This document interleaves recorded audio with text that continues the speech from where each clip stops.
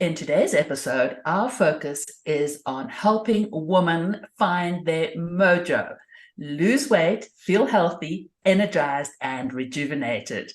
Life is not over just because you have reached midlife. In fact, it can be fun, joyful, and fulfilling. And Lynne is going to share why she firmly believes life can begin at 40.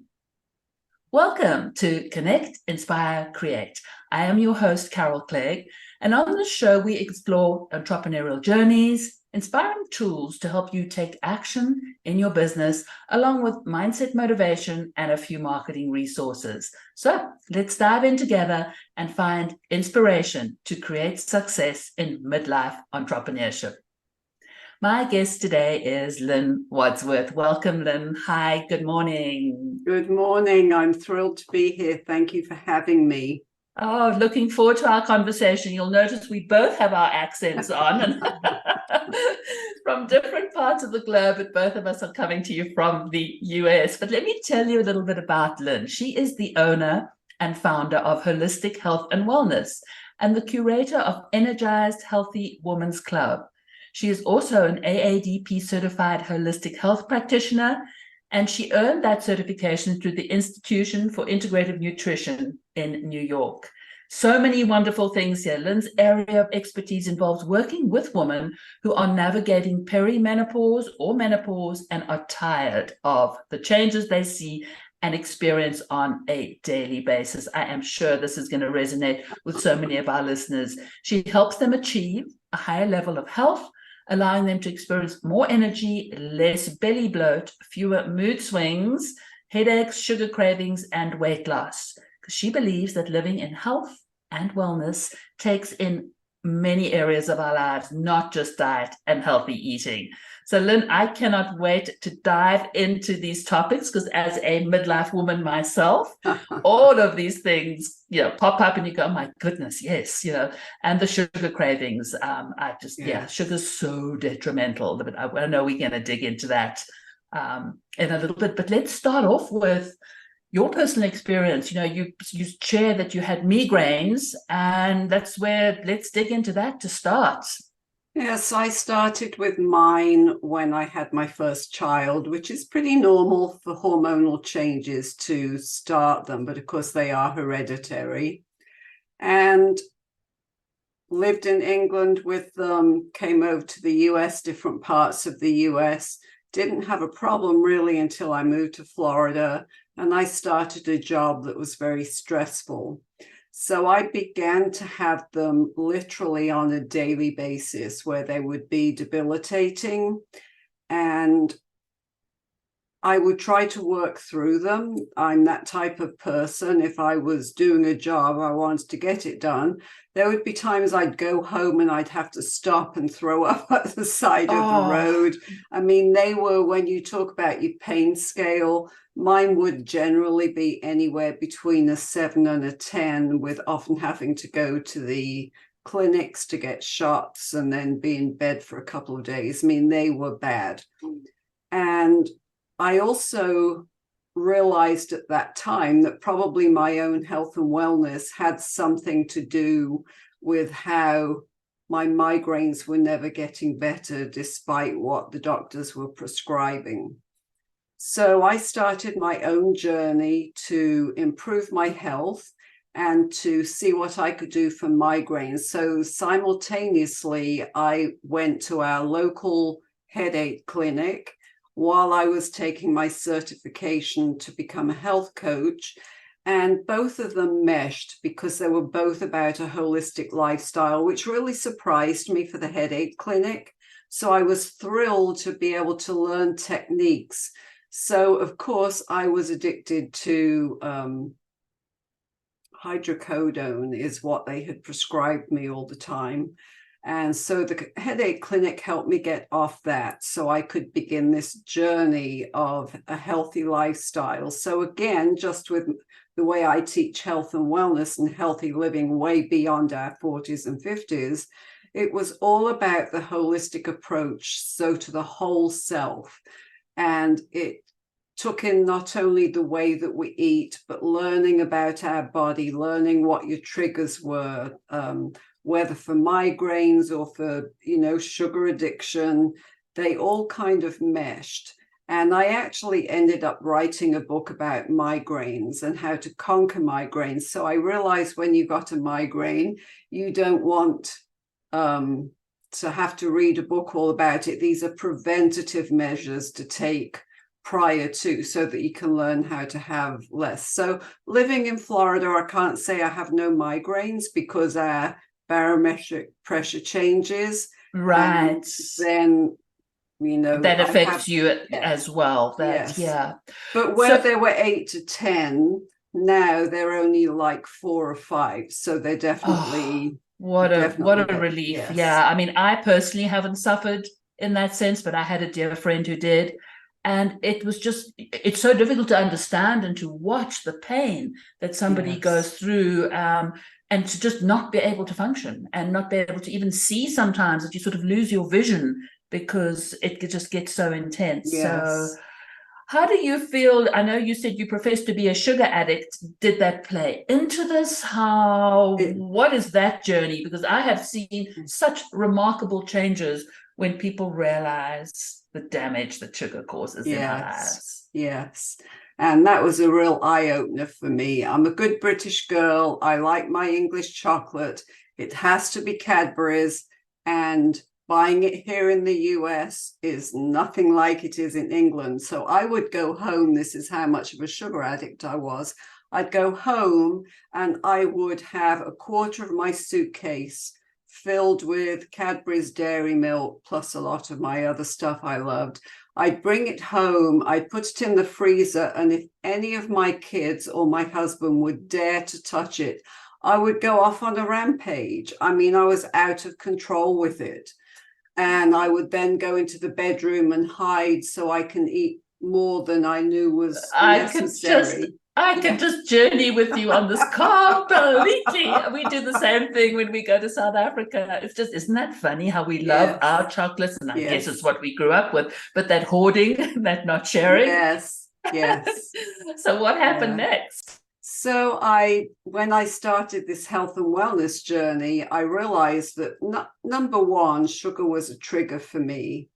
And I'm not saying I did that overnight. Now, another trigger I had was cheese, which, of course, being a good English girl, I love my cheese. So I've had to learn to do without cheese. So I would ask myself questions like, and it doesn't matter if it's migraines, it's for anything. And migraines, by the way, often jump up at you when you're in menopause. But anyway, I would ask myself the question, so if I have this cheese today, or if I have this chocolate tomorrow, what's going to happen? Is it worth eating it when I'm going to have a migraine tomorrow? Or even if my body is going to feel totally out of whack or bloated and yucky because of my choices. And it would help me make healthier choices because it just wasn't worth that pain. And so would you say sort of the visualization of putting yourself into that space and recalling how you felt when you took that action,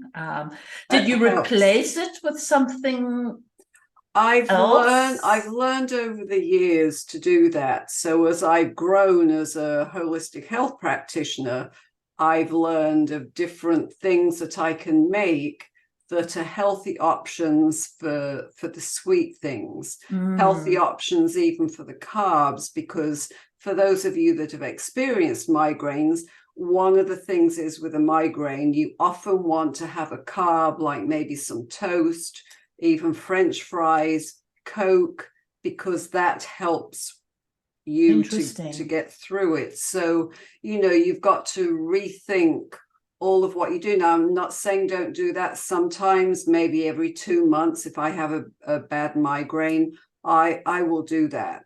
Because it helps me. So it's not that you can't ever do these things again, but really detoxing from sugar is a process for people. I had to do it pretty quickly because of my migraines being so severe, but that's not how I coach people through getting off sugar. What would be the first steps that you would suggest that somebody does when they're, besides the fact that you and I both being here in the US, when you just look at the label on something, yes. and the yogurt and the milk and Yes. the everything else. I mean, I've got Yes. quite, into like, never mind the added sugar, and then it takes you up to sort of 70%, the fruit juices, Yes. So how do you help somebody who's got to go, okay, we're going to do this slowly because we want it to stick. We want it to stay. So it's educational. First of all, you've got to teach them what the detrimental part of eating these things is and what it's going to do to their body. So people may say, oh yeah, I've heard how bad sugar is. Well, it's not just the fact that it causes so much obesity. The big aha moment for me was learning that sugar is way more addictive than cocaine. It uses the same part of the brain as is used if you are a cocaine addict or like me, a hydrocodone addict. It's very interesting because it touches on the same things. So I wouldn't even dream of going down to the corner of the worst part of town and grabbing I guess you buy a package of cocaine. I mean, we don't do that, but yet we're still putting that same poison into our bodies. It's even more damaging. So that was something I tried to keep in mind. Is that education? But I'm thinking there's a withdrawal symptoms in the same kind of way when you just give up sugar. Right. So that's why I say you do it slowly. You learn some of the little things. So like when we're craving it, what is it that's causing us to crave it? Maybe there's something going on emotionally. Maybe we've had a bad day at work. Maybe our stress level is way up there and our cortisol is through the roof. And you have to really, that's where journaling can come in so beautifully, because we can tell ourselves that we've got a handle on it. But when you start journaling things, you realize. So I have a wellness tracker that I use. And so for whatever you think about, I write it down. This is how I feel. I ate this and this is how I felt. So I learned that although I'd eaten yogurt all my life, and then of course I bought into the low fat, no fat, like you were talking about. So of course I went back to a healthy fat Greek yogurt, but I learned that it made me bloated and it would often be a trigger for my migraines. So learning to be in tune with your body can be such freedom for us, because when we realize what's going on, it can help. An example of that is my mum passed away 6 years ago. So all the rest of our parents had passed away, but this one hit me so badly. And I struggled with wanting to eat. I'd brought English candy back again, which I hadn't done in a while. And I struggled with the way I was eating, and I couldn't get a handle on it. And I just didn't know what, I mean, I knew I was grieving. I felt I was grieving. But one of my health coaches said to me one day, why don't you start writing in your journal, write letters to your mom so you can get your emotions out? Because let's face it, our family and friends only want to listen for so long on how awful you feel and how much you miss them and blah, blah, blah. So I started doing that. And then I started tracking different things in my journal. And so really realized that this had a huge emotional component.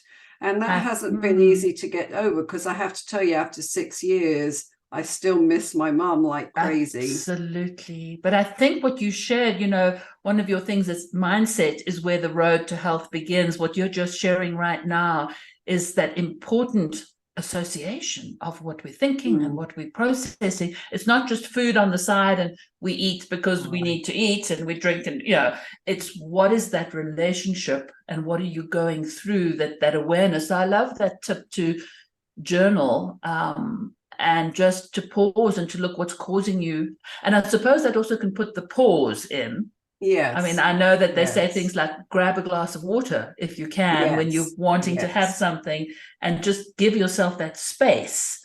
Right. But I love the journaling, because then you're exploring inside into what feelings, what am I feeling? Yes. That's and making as you know, for those of us from, say, where you're from, where being a good British girl, for me, we weren't allowed to show our emotions when I was growing up. So it's been a real journey and a process for me to be able to put that down on paper.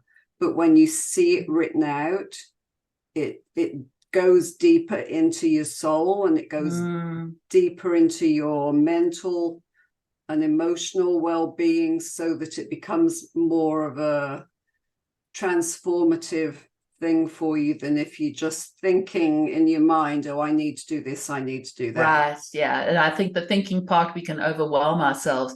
Is there anything else within this mindset that can help us on this journey for better health?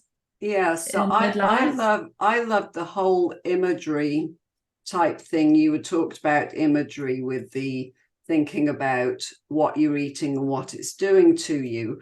But I think here in this country, we take so little time for ourselves, and self-care is a huge part of it. If you're struggling, say, with craving something, walk outside and just stand barefooted on the grass in your yard. It roots you and it grounds you, and it takes your mind off it and helps you refocus. As you say, have a glass of water, or even just walk around the block, or do something, get out of where you're at, change what you're looking at, so that that's all part of mindset. And then think about breathing. So our breathing is so important, even if it's just deep breaths in and deep breaths out. If you do just tiny things like that, you'll be surprised how that shift occurs and how it changes your mindset, because everything that we do begins in our mind. It's all about our mindset. And so we need to be putting positivity into that, whether it's gratitude, whether it's transformative affirmations that we're doing every day. Maybe you don't love yourself, and so to comfort yourself, you're going for that bag of chips. Well, instead, start saying affirming things like, I'm a beautiful being and I love myself. And yeah, you might not believe it to begin with, but the more you say it, the more it gets into you and it changes you. So it's a process. It's not going to be an overnight thing.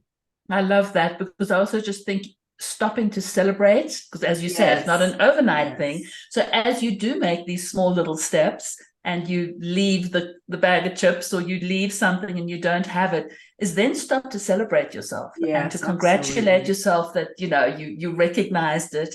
And it's very much I am part of the positive intelligence program, and it's very much trying to conquer the negative saboteur thought patterns that we have, and giving yourself a break and shifting into looking at it. Yes. And so we have something called PQ reps. And when you talk about stepping outside, I love walking barefoot. I think that's something from my South African background. We just, even right now, I don't have shoes on. I just love, but just as you say, stopping and feeling your toes and feeling them on the ground, and just coming into yourself and focusing.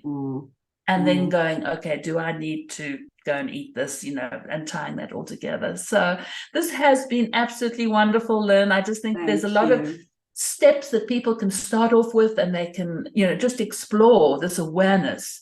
But if they wanted to work with you, find out what you're doing, where do they find you? What are you offering at the moment? I'd love for our listeners to know how to find you. Yeah, so the best place to find me is on my website, which is holistic-health and wellness, all written out.com. And I am currently starting the 1st of October, a mini course that I've slashed the price down to $97. It's a 4-week mini course.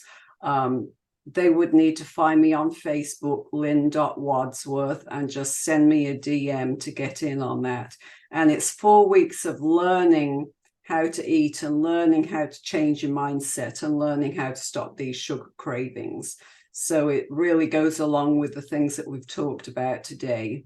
Wonderful. I'll make sure that all of those links are in the show notes.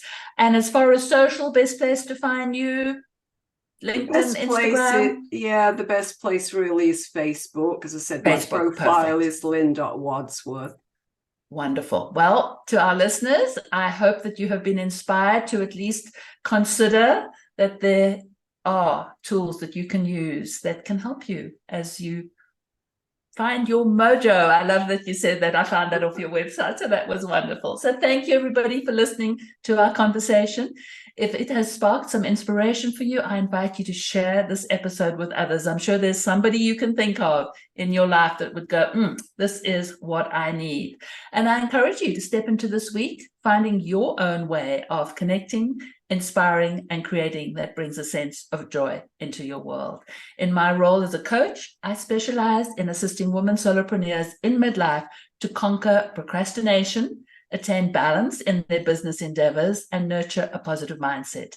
By blending personalized SAGE accountability and mindset coaching with the powerful Positive Intelligence program, you'll gain the confidence to harness tools that elevate your overall happiness. Feel free to reach out if you would like to find out any more. Lynne, thank you so much for joining me, and have a wonderful rest of your day in sunny Florida. Yes, thank you. Take care.